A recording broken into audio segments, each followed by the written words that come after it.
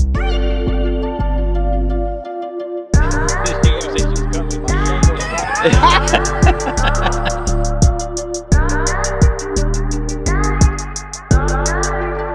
week's episode is brought to you by Jerfias Boutique, for the on-the-budget woman with expensive taste. Jerfias Boutique is locally owned and operated in Utica, New York, and she will actually hand-deliver your clothing. Please reach out to her with all your clothing and accessory needs. All right, man. So we back again. Yes, sir. Juvie POV podcast. Legend in the building. We got a legend in the building today, man. Yeah. Legend in the building. We talked about him last episode, towards the end of the last episode. Mm-hmm. You know, it was a good intro into this episode. Mm-hmm.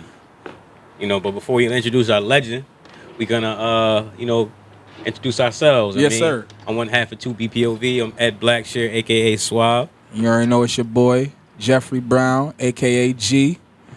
And you here with us, rocking. Yes, what's this, our third episode for the season? Episode 3. Episode 3 for 2BPOV. We moving along, yeah, bro. Yeah. We got a lot more to come, too. Yeah, we got a lot of good episodes for y'all this season. Last season, I think we done gave y'all like 5-6 episodes. Nah, we're going to have more than that. To have way more. I think we have 9 to 10 this season. Every episode, we're going to step it up, though. We got to. Yeah, tap in. But we really get crazy right now. We got our boy Devin Warmack in the building. Yes, sir. Let's give him a shout out. What's going on, bro? I'm good. I know you is. Glad to be here, man. Yes, sir. Glad to be a part of it. So in the other episode before this one, second episode, we had our own little segment called How Easily We Forget. And in that episode it's like how easily we forget those who were before us, or how easily someone does something for another, or so on and so forth. We're going to get into that. Yeah. So we decided to pick our first How Easily We Forget candidate, Yeah. It's Devin Warmack. Yeah. We put y'all on to game, you know what I'm saying? I hope y'all took a second to recognize some of those who we easily forget. This brother right here has paved the way for a lot of us out here in the town, along with a lot of other ballers, that you played against. I'm pretty sure you can name some names who was before you and be like, yeah, they made me step my game up. I was watching this man play in the YMCA, besides my brother, of course, since I was a kid. He'll tell you that, since I was a baby damn near. And it just grew. Yeah. And I was saying he probably groomed a lot of our games by just watching him, man, because you were a dog, bro. Yeah. And height-wise, pound for pound, you don't expect certain things from people. Yeah. Right. You know what I'm saying? You don't expect certain things from people. So tell us about that whole experience of being undersized guard. Yeah, let's start from the beginning, though. Okay. Let's start from the beginning. Like when did you, before we even get to the accolades, like later on, when did your basketball journey start here in Utica? Go. So there you go. Yeah, growing up, man, with single parent, football was my first love. Okay, it was my first love. Oh, man. On there, made little high school, little JV stuff like that. But then my grandmother, God bless her, she passed away. God bless her. I used to come home and be hurt, and she used to be like, you need to figure it out, Devin. You need to pick one sport. I'm tired of you being hurt and this, that, and the third. Oh, yeah. So listen to my grandmother. I said, you know what?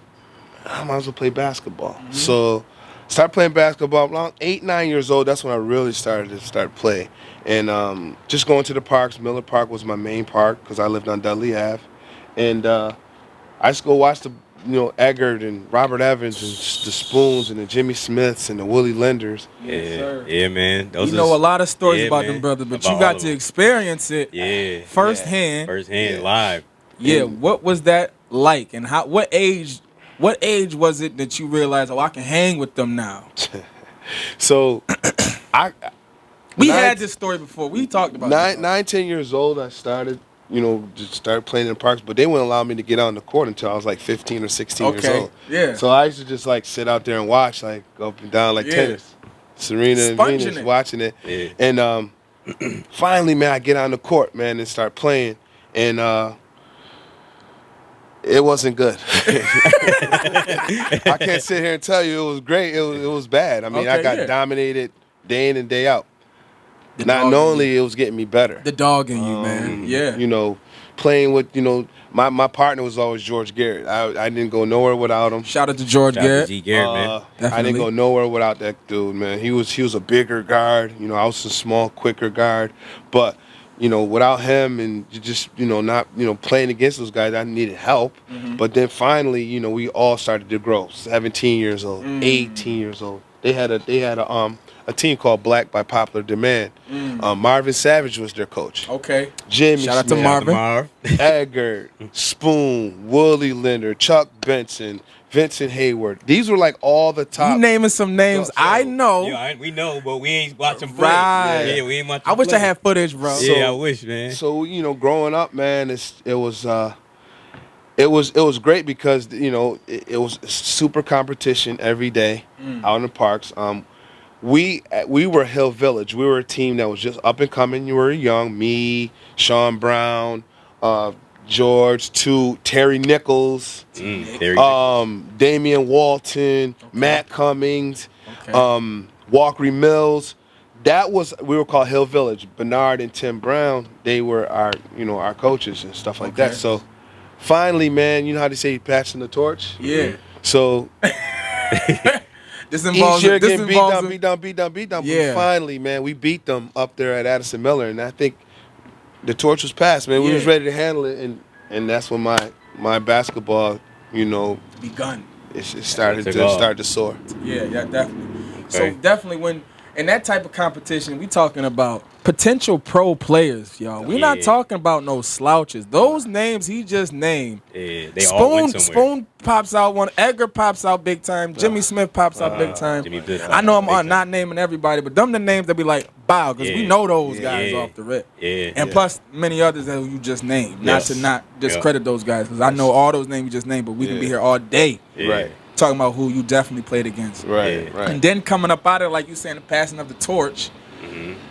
How did that feel? And then in high school and well, not even high school. Once you got to college. Yes. And I can see on your this shirt, you got the Onondaga, you got the logo. Well, let's not breeze past high school though. Okay, so Like high school. Okay. So yeah, high school wasn't. I mean, honestly, man, high school I wasn't that good. I mean, I was a defensive player through Walt Savage. We can relate. Up underneath Walt Savage from middle school, Roosevelt School, all the way up through JV. He was my coach, but outside of basketball, he was like my mentor. Like I was always around, and he was always around me and tell me the right things, what to do and what not to do. And Yes, sir. he's a church going guy. Yes, sir. So but no, I wasn't a shooter. I couldn't shoot the ball, but I could get by you anytime. So I wasn't a shooter at all until I left school, and then I went to Onondaga. But high school wasn't great for me. It was fun for me. Yeah. And you didn't go to Proctor, right? I went to UFA. UFA. And they closed down, and then they went to USA. So I did that 1 year USA. Okay. And USA Utica Senior Academy. So and then they closed the whole building down, which is crazy. So I played with like Walkery and Rich Cohen and Rob Sistai and guys like that.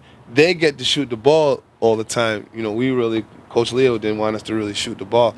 So I was like handcuffed in high school, you know what I'm saying? So, me shooting the ball was just like, it's normal. Until I went to the playgrounds, that's when I found my game. So I found my game on the asphalt, man. Yeah. Playing every day against older guys and guys just as good or better than me. So it helped me to get to. That's almost a loss. I've seen a lot of it this summer, like cats playing at the park a little bit more. Yeah. I guess the pandemic did something to us. I don't know, because that side of the game, like hard basketball in the park. That concrete junk. I feel like when me and G played too, that's how we became. Definitely. Who we became because of the concrete, playing outside in the parks. Yes. You definitely see like the generation after us that you could tell they didn't play outside that much. And it more or less like the discipline of playing by yourself too at the park. I remember going to the park a lot alone, by just yourself. trying to figure it out. Yeah. Like you said, I wasn't the greatest high school player. Yeah. Shit, I wasn't even barely the greatest college player, but I knew how to win with a team. And I'm a late bloomer. I can say that, and I can relate to what you're talking about. A late bloomer too. Because I think late bloomers run through Utica, kinda. We don't figure ourselves out till you're right. We figure ourselves out later on until you get to into our college. basketball career, and sometimes we be like, well, we don't know what our next step is after college. Like some of us figure it out early. Like, okay, after college, I'm gonna go try to play for this team, or I'm gonna reach out to these guys and this, that, and the third. We didn't have that. Well, I didn't have that type of guidance. I stopped playing with my third year of college. Like, forget it. I'm about to go. I'm gonna find a job, try to help my moms and my nephews, and feed the family after everything else. You know what I'm saying? I played 1 year in football, and then you know what I'm saying. College, and that was it. Once you recognize, I think more or less once you recognize the importance of life, it was fun. I enjoy my time in the game. But once you gotta figure something else out after that, you know what I mean? Yeah. Like raising a life, getting yourself together. Yeah. But like college though. Yes. College though. So you say you wasn't that dope this here. This is crazy. Because so he wasn't you're that good in high saying school. through the trenches, you figured it out with the OGs. They gave you what you needed. Yeah. You got to high school. It was a little bit weird. Again, now College. How did the legendary Devin at OCC appear? So, yeah. the first year. Yeah, the first 1 Right? year. This 1 is your year. first year. OCC. Was this your first year or your second year? Yeah. So I went to OCC. So, quick story, real quick. My wife, which is Carrie, Dingle Warmack, she went to Buff State our first year. So you get out of high school in June. She goes to school in August, September. Yes. I followed her. So if you're gonna call whipped or whatever you want to call it, yes. Yeah. Okay. So I followed her.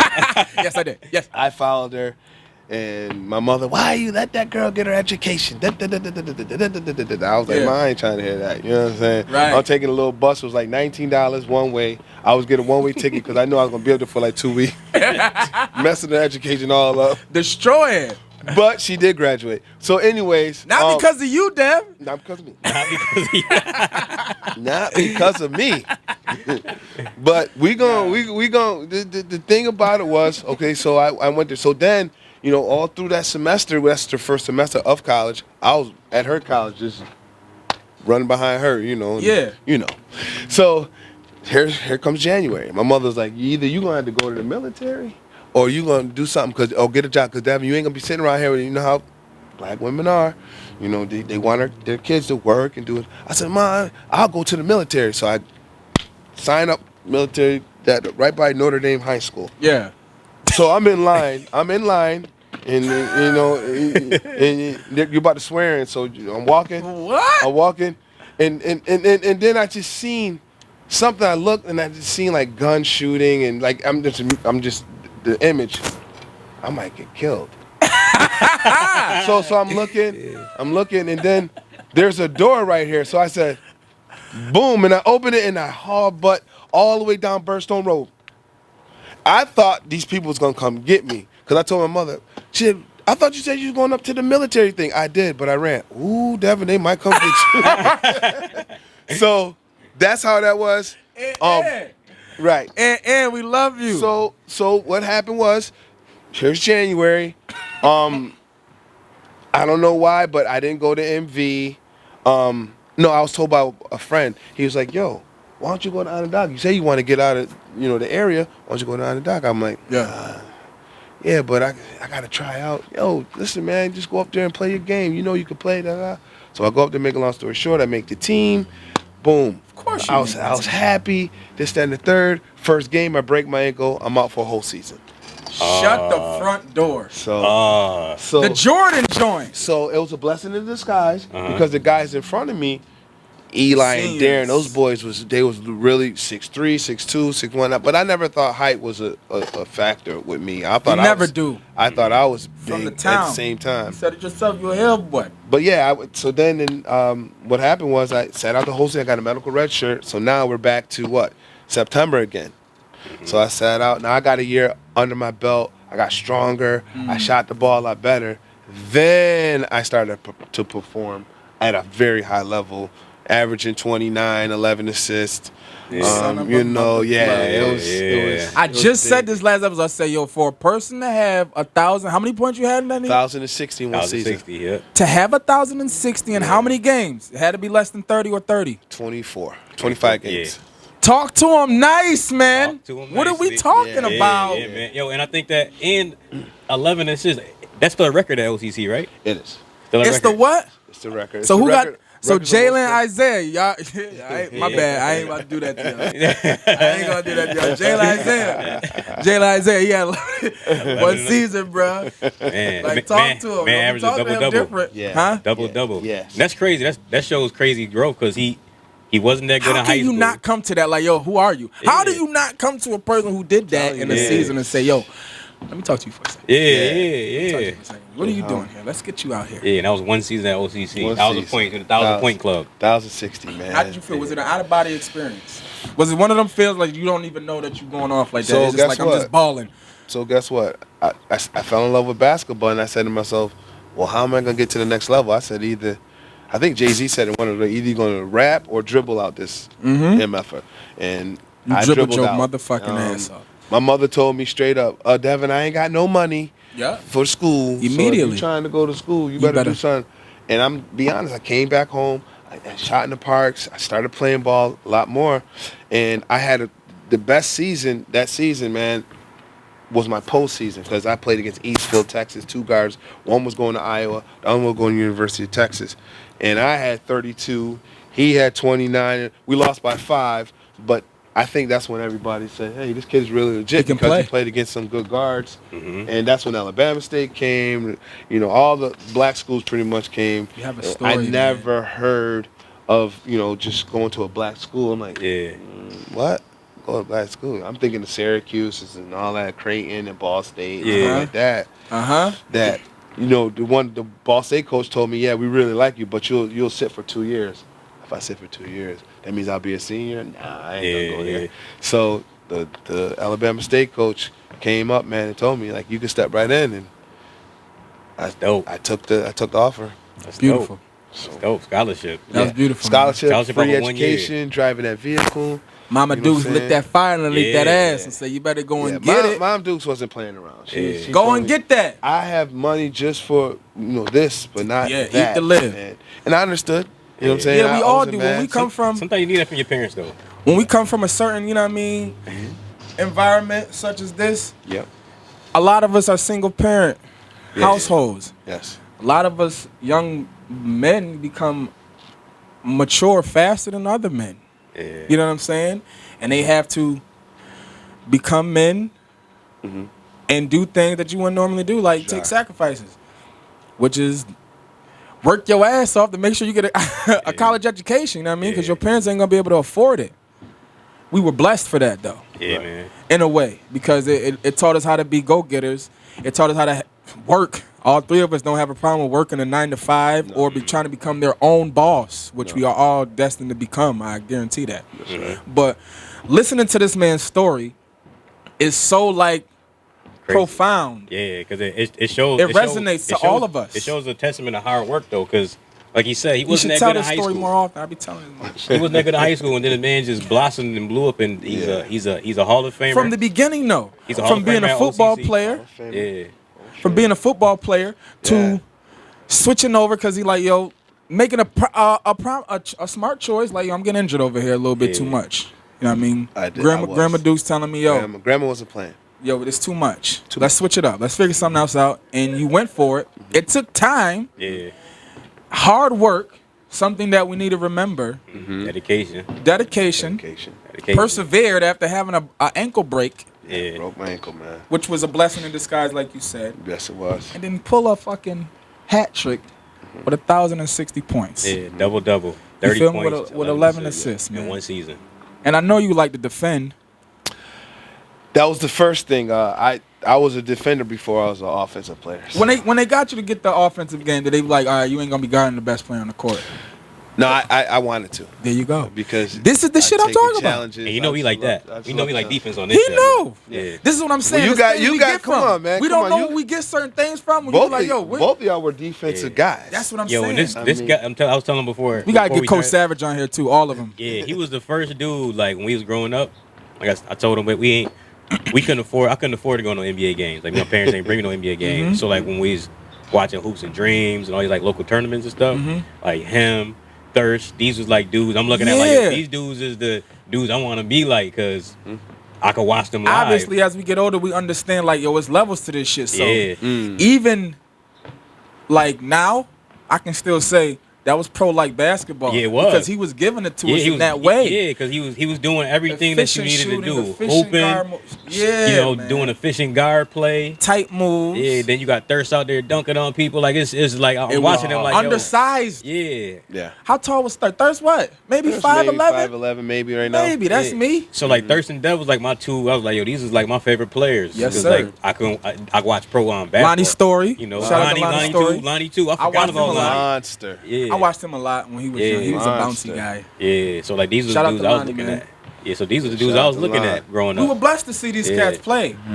And I feel like we doing the same thing as kids watched us play. Like now you got your kids who are in the same college that you were at and you scored those 1,000 points. How does that feel, bro? So that's 31 years ago, man, that, I was on that campus, and now my kids are there, so it's surreal. I know it's crazy surreal. It's a real Such a feeling. different look. Beautiful campus. And they're different players than I was. They're taller. First of all, your baby. Yeah, he's a monster. crazy, man. He's He's a monster. He has a my sneaky dunker on you, attitude. too. What? Like, It's not even sneaky no more. It's like Now you it's- yeah, stand now there. it's coming. Yeah. If you want to die, go ahead. Yeah. It's just your funeral. It's crazy because I who would have thought? You know what I'm saying? Yeah. Jalen went to Herkimer that 1 year, and then the COVID. I tell hit, you what, I would have and now thought. he's back. I'm sorry to say that because watching you and knowing your boys personally, who got that I'm gonna go get it. You know what I'm saying? Yeah. I know how to go get it. I'm bred different. It's in my bloodline. You know what I'm saying? I think we feel the same way about a lot of cats. I know you feel that about your son. I look at my son and say, well, I'm not surprised this kid, he's acting just like, I know what I was doing. Yeah. And when I see your sons, I'm like, damn, it's just truth. And it ain't just the two. He got all four of them with studs in sports. Exactly. 4 boys, all Yes. studs. Say it again. Devin, All Kevin, studs. All studs. All studs. And even in different sports. Yes. We got Dev Jr., who was a phenomenal baseball Baseball player. guy. Player, yeah. And he was Phenomenal. nice in And nice in football. Yeah. Undersized. On the side, but he was good though. You know how to play the game. Yes. For sure. And you got Definitely. Kevin. Kev, Kevin man. was nice in Football. football and basketball. And wait a minute. basketball, man. You don't even know what his first sport is. Because when I see him play football, he was dominant. But when I see him play basketball, I'm like, yo, bro, you can do this too. Yeah. Like, very well. Baseball was his thing too, though. What? He played Yeah. shortstop. It's crazy, He was the man. It's crazy, He man. was the man. He All was. bred from pops right here. That's all bred from pops. That's daddy muscle. Yeah, Yeah. Their mama too, though, because Carrie. Shout out to Carrie. Yeah, shout The out to Dingles Kerry, had man. the Dingles. Oh, the Dingles. come on, Yeah, man. the Dingles. I mean, the come Dingles on was now. all athletes. Yeah. All of them. athletes. Yeah. So we put those two together. It was like an explosion. Yeah. I tell John all the time, man. Like, I Shout out to John Dingle, J-Rock, we already know, love you, boy. lucky, man. I got lucky, man. So, but it's a good thing. God is good, man, and God they is stayed very healthy good. throughout. They did get some injuries, but nothing to the point where That's what they- I think the but biggest Same injury was perseverance though. With their father. Perseverance, Same man. perseverance with their father, man. Because man. you could have said you can write him off through those certain injuries. You know what I'm saying? With Isaiah. Am I correct? It was Isaiah who got his Yeah, injury? the ACL. ACL. You can write him off, if you will. We seen that man out there balling with a cast on. Yeah. Did he do it twice or once? Did it once. He did it once. Did it once. But he for him persevered. to be 16 years old to have an My ACL. man. Yeah. And then come back. Come back and Now- now he's an animal at First of all, he's taller than everybody we know out of the group. Everybody, yes. He's dunking on Yeah. that, you know what I He done mean? grew some He can muscles. shoot it. Grew some muscles. Yeah. Oh, man. Attitude always been there. The dog part been there for him. It's You beautiful. know what I'm saying? So, Jalen. sky's the limit. Jalen too, man. Just a dog in his own right. Those two. The only thing is sometimes those two get a little bit competitive with each other. Whose fault is that? It's mine. That's Yeah. who Carrie, I know that ain't your side. Nah, it's He mine. instilled some good things into your kids, man. It shows though. Nah, that's that's what I'm that's, talking- that's yeah. the beauty about being a parent and watching good parents. Yes. Is it shows in that your children, like your boys, they're all respectable. Like I Yes. knew your kids, I knew all 4 of your boys since they was real small. Yep. Like when they was in the junior Raiders, and I used to help out with that. Yep. Like a new boss since they was real little. They always been respectable kids. Never, how you got them kids, they be like, oh, these are some badass kids. Like you never hear that about deaf kids. Nah, Like, you they're don't. like some real good boys. You know. Do not. And they They end are up not being that type. Yeah. And then they end up being awesome. And now they're all awesome athletes. What comes with the family? Warmack family. You know what I'm saying? Yeah, my grandparents, man. Everybody in the proud Warmacks. people, man. Yeah. My grandmother was a Freeman, and my Okay. grandfather was a Warmack. Okay. So, Okay. once two proud families, man. Yes. Yeah. They just taught us, Southern way. Always treat people the way you want to be treated. I think that's all of us too. Yeah. Open the door for people. Say hi when you go to someone Thank else's you. house. Yeah. Just all the little things that Yeah. I think some of these kids. that kinda etiquette don't we got have. early Yeah, on. it's just different now, You gonna man. get that? Yeah. Yeah. Oh, yeah. Right, And we like, got, okay, I'm on. and we got that. That's the problem. We Yeah. got We that. got that. We got that. Yeah, we did. You can't even do it. No. They can't even do it because Yeah, because your ass going to jail. keep you that. do Yeah, now. you go to jail. I'm calling people. Because I don't do that a lot. No. Jeff, you, I can't even do that. Come on, let's be serious. No, you Yeah. better not. Yeah, you Let's better- be serious. Your mom must be. Your mom must be. And I on don't you. even know how because she was tough back in the day. I know your mom was Yeah, tough. tough as hell. I'm like, man, you Tough got as nails. soft. Yeah. Yeah, they all like that. They all like that. I My got mom too. soft. My mom- Capital T, grandparents. soft. My mom too, man. My mom Bruh. got a little. She didn't get soft. You know what it is too? Like with her grandchildren, they can just do whatever. Like Whatever, yo, it's Call crazy. it with remote. these That's soft to grandparents, me. man. It's crazy with these grandparents, man. You gonna see it when your kids had kids. I know. You gonna see it. I already know. Cause my I'm gonna be dad soft. and my aunts, uncles, all they was tough as hell with me. But then when kids, huh? when my kids my son go to my dad's house or my aunt's house, Oh, so- he be running amok and they be like, oh, he fine. Like, yo, when we couldn't stand on no tables. We couldn't Like, do none of that. Word. Yo, Word. yo, we got a little hoop in the crib. Devin tell you in my mom's house, Mm-hmm. and he can be going off. I'm talking about Off. Yeah. noise, Yeah. bumping into stuff. Yeah. Lights might come out. I don't know. My mom just sitting there. Watching TV. yo, you're like, yo, what the? Yeah. This week's episode is brought to you by Jerfias Boutique for the on-the-budget woman with expensive taste. Jerfias Boutique is locally owned and operated in Utica, New York, and she will actually hand deliver your clothing.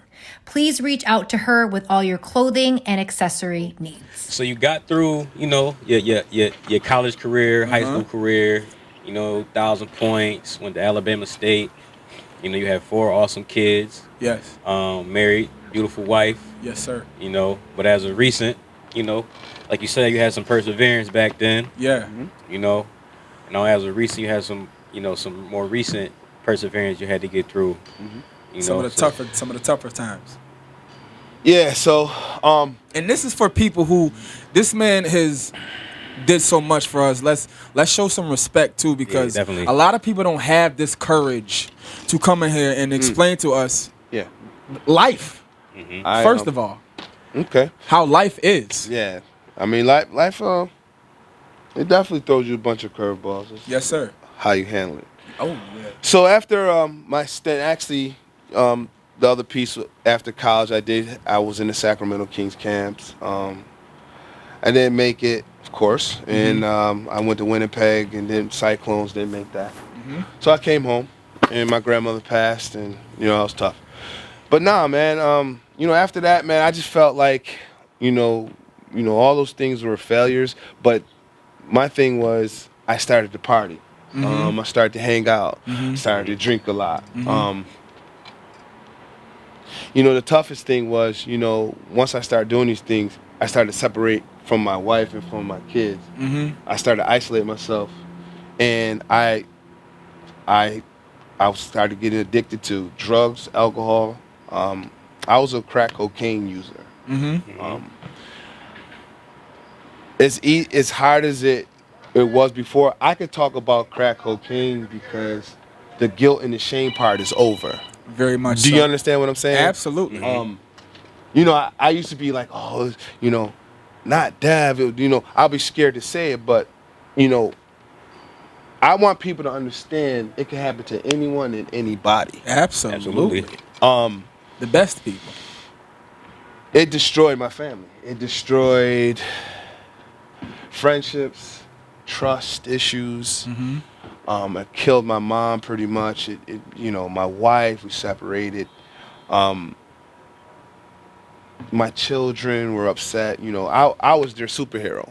Oh, yeah. And then when you fall victim to that, they're like, nah, not my father. You know what I'm saying? Or nah. But with that being said, I think I told you earlier before the show, it's not like the things it's how you remedy the problem. What you gonna do about it? What are you gonna say to people? What are you gonna do in order for people to see you in a different light?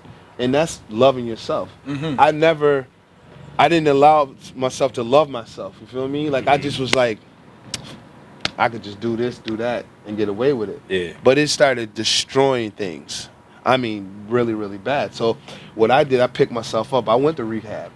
Shout out to that. I went to rehab, and I told myself I'll never pick up again. And sitting here on this show, I will never pick up again because I think I gave enough energy, enough money to that. I need a break from that. You know what I'm saying? And my breaks are, I want to travel with my family. I want my kids to see me sober at basketball games. You understand? And that's what we doing. You know, Hell yeah. I don't want people just to look up. I want you to see the real me. This is the real Dev. You know, Dev messed up. You know what I'm saying? Yeah. Because we all mess up. You know, I'm not fearful of saying it though. You know what I'm saying? Like God has got me now where so many things are opening up. My relationship with my wife is getting super. I tell you that all the time. Day. And we smile about that shit. I smile harder than you. They're just so happy, and I don't want to lose that. So plus it's health issues. You know, you don't want to keep getting high and drunk and things like that. I mean that missing out on the good things. Exactly. So now it's each day, man, I pray a lot. I go to groups. I talk about it. And I'm glad this is crazy. It's like a blessing this guy being on the show so I can really talk about it. Yes, sir. And allow and let other people know that this is real. Addiction is real, fellas. Addiction is real. And it don't gotta be crack. Hello. It don't gotta be cocaine. It don't gotta be heroin. It could be a gambling addiction. Yes, It sir. could be a sex addiction. Yes, sir. So what that was my addiction. I was a crack cocaine user. That's what I used. Good choice. But now though, when I look back at it, I'm like, damn, Devin, was it as easy? Maybe I had to go through things like that, fellas. Maybe you got to mess things up in order to get to where you got to make things uncomfortable to get what comfortable. Yeah. Yes, sir. I feel like that's something that has to happen in life in general. Like we all have to go through like trials and tribulations. Maybe not that extreme, man. Maybe not extreme, but that was my road. Yeah. To say I relate is unfair to you because you went through some real shit. But to say I can relate to where losing, like I'm not with my kid's mother, although I would like to be, or not saying I'm in hurt and pain over that. I'm just saying it'd probably be a better situation. Being in a household with my kids, you know what I'm saying? Yeah. I see my kids every day. And I love my kids. But no doubt. to wake up to see my kids on an everyday basis would be a different type of feeling. Yeah.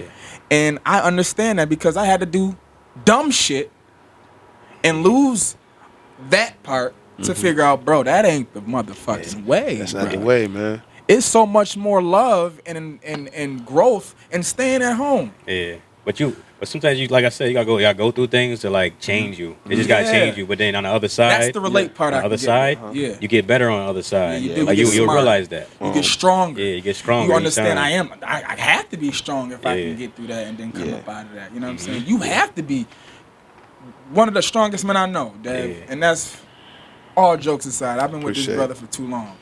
Yeah. And like he said, when he said he carried me like this is real talk, baby. You know what I'm saying? So to see me talking to him and him to have the comfortable to come to our show and say, yo, I'm going to tell you about the life that I went through. That's a fact. Yeah. It's good shit I did. But I'm going to tell you about this weird shit that Why went on not? and this bad shit. Why or not? this life shit. So we can tell the people and some of y'all out there. Yeah.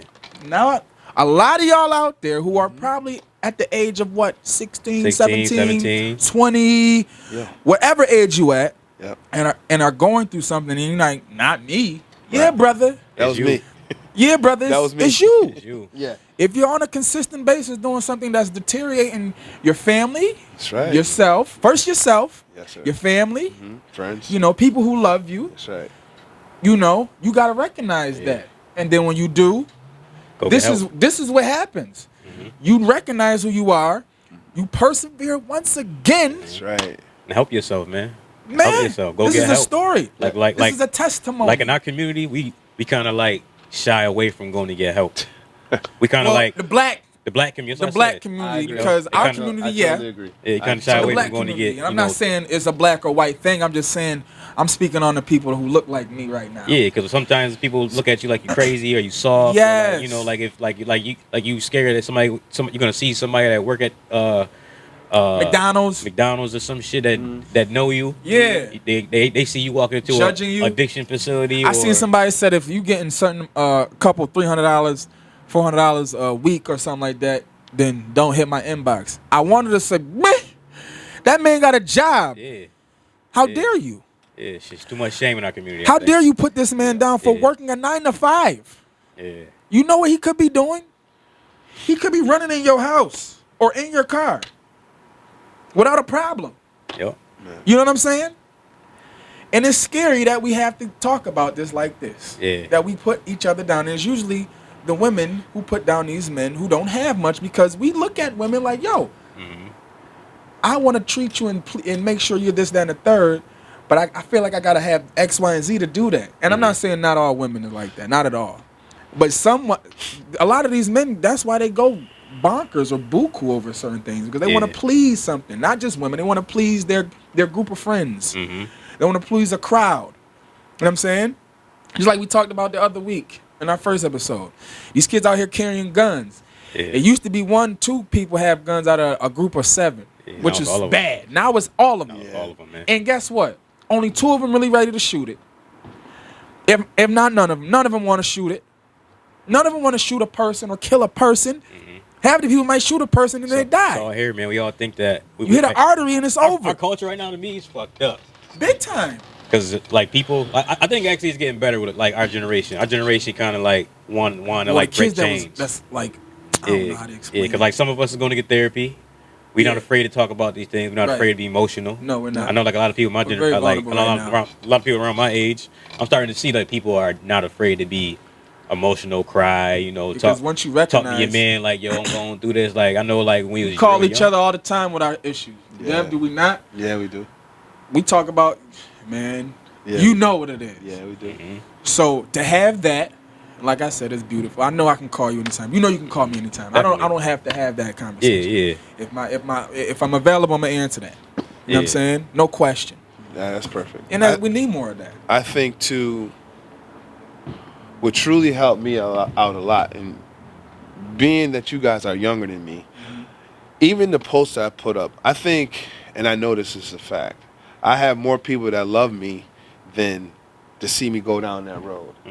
I can see when I post things, I see the love hearts from you, or you know. So like I Words know of affirmation. I know the road I've taken, and it was a messed up road. But see, the get back is real. You know what I'm saying? I feel like bar. You know, it's crazy. Like there's no more like, damn, I was hiding. You know, damn, I was smoking crack. Oh my God, that's the worst thing. What are they gonna think about me? Oh my God. But now I can sit here and like talk to you guys about it, and it's a release for me. It helps me. I appreciate it. You're a free man now. I appreciate you. I allow you allow me to come on the show and speak freely on what addiction is, and I'm speaking to the people that's out there like, yo, this is it's real out here, and you could easily get caught up because I was one of those guys, saw the winos and the guys and all that laughing, and there was a lot of weed smoking back then. Like, I never smoke weed, you know, stuff like that. Advocate. But it's more I do. I think I could talk about it more now because I'm just over it now, and I'm just trying to teach now. And I want to be a teacher. And people want to learn, Dev. I tell you what, we all on Facebook together, and those dudes that's in our era group, and they like your stuff. They say OG. They say Big Dev. You know what I'm saying? They look forward to what you have to say. Yes, sir. Your words are definitely like important to us. You are our OG in the best of ways. Not no old person. You are my OG. You are the person who I look up to and be like, yeah, if he said it like that, I'm gonna work on it. I'm just an outstanding guy, so you don't gotta put. First of all, OG, Dev, you ain't shit. At the same time, now you took it too far. Fuck that.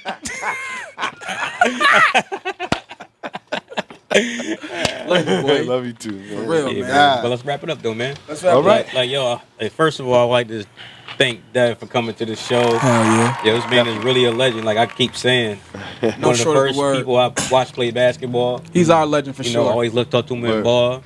You know, looked up to him as because I have a son now. Yeah. I look up to him as a father. He got someone of the blueprint right now. He got them boys in all them sports, and he made sure they did it very well. Very well. So if you don't know them boys, check them out. Check their resumes, man. They are definitely there. We're gonna have them on the show too. So soon. Look out for them. All right. Soon, for sure. But yeah, man, this is 2BPOV. You got Dev Warmack, a local legend, 07 Hall of Famer as well. I'm gonna like to mention that for Onondaga County Community College. That's right. The guy. The guy, man. The guy. You know, this your boy G. Peace and love to everybody. Check us out again. Also on the next summit. What's my second one again? How easily we forget. We have somebody else for y'all too. I don't know how we're gonna do it next time, but how easily we forget. For the first time, we brought our first guest for that. Devin Warmack. Show love. 1,060 points. 29 points. 11 assists. Put some respect on that name. Put some respect on that name, man. Local legend, man. That's the show.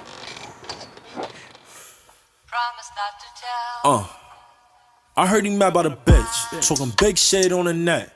All of that cap on the social, like Facebook ain't the feds. These niggas really be hoes. I said what I said. Run up on me and be dead. You like